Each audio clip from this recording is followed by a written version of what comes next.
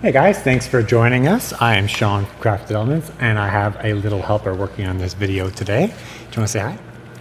Hi, I'm Anna. Hi, Anna.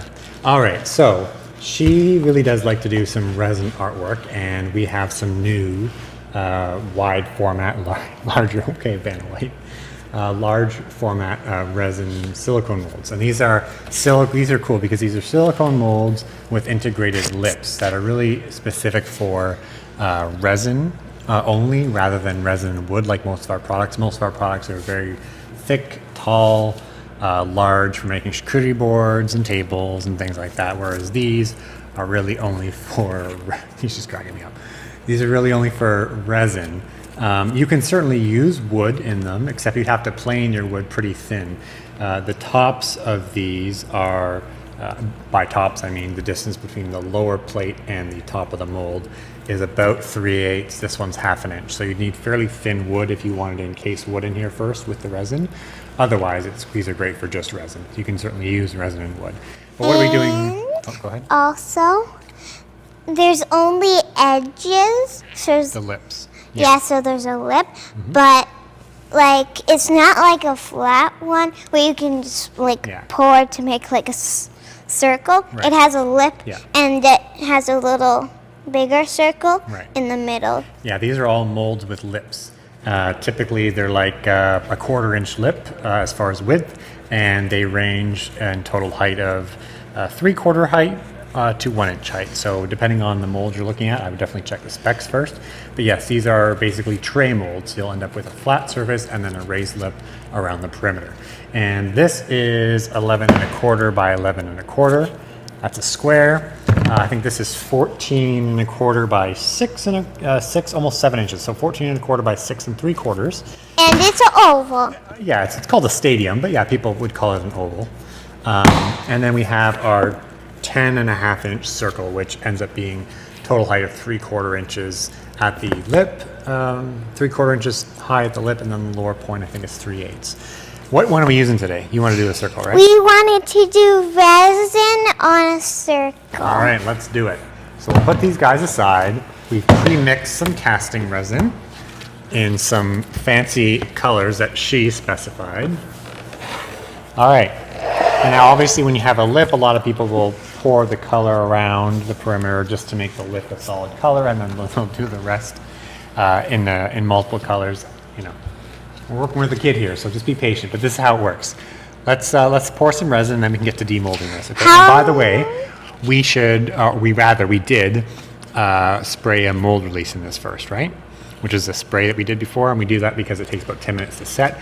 You should always use a mold release in silicone molds because epoxy resin is notoriously harsh on silicone.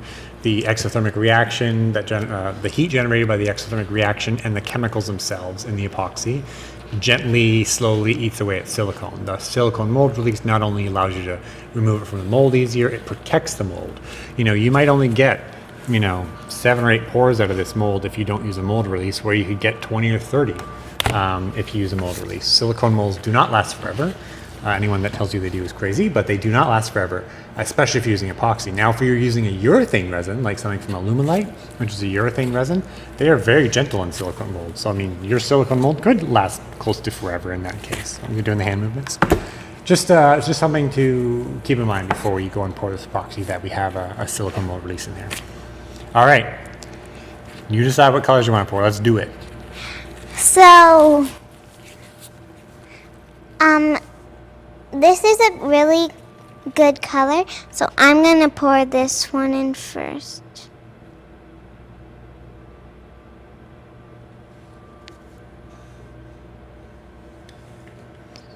And you have to do this slowly because it's really hard to get dry resin off the sides. Yeah, we don't ideally want to spill the resin outside the mold, right? Yeah. And now I'm gonna do this one. This other blue, not the same as we did before, but this is a different blue. And there. I know you can't really see the white well.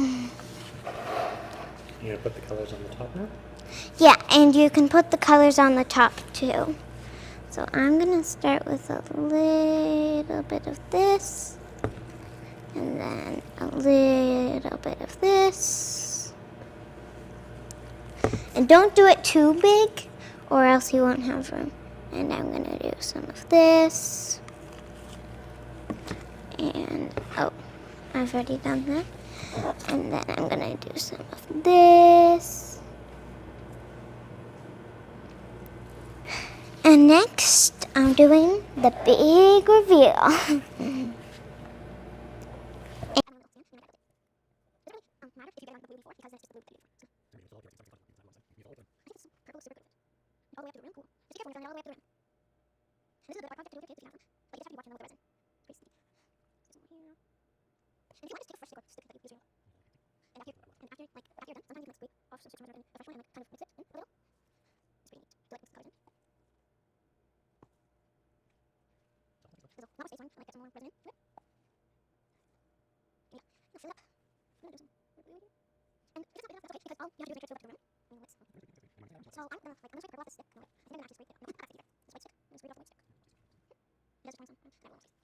So like I'm just gonna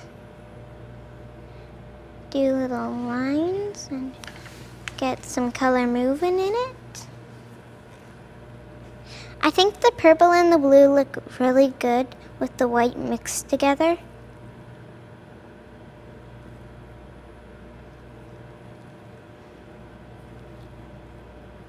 And you don't want to mix it too much, or that thing will happen that it just turns into gray or black. All the colors become one color, right? Yeah.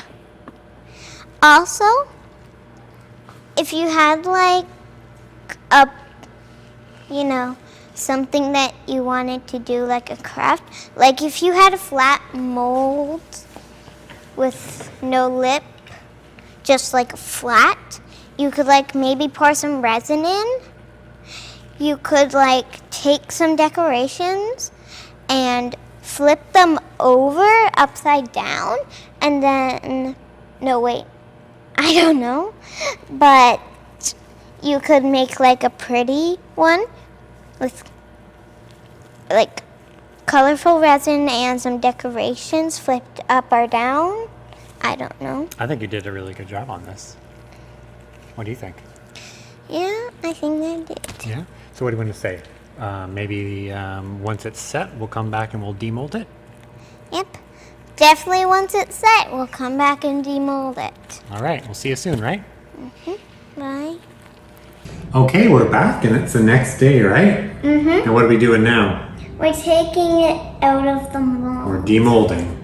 Okay, so let's get to it. Let's see what it looks like. Look how easy that was. Oh, it's beautiful. Do you want to show the camera? On the other side? The other side? Wow.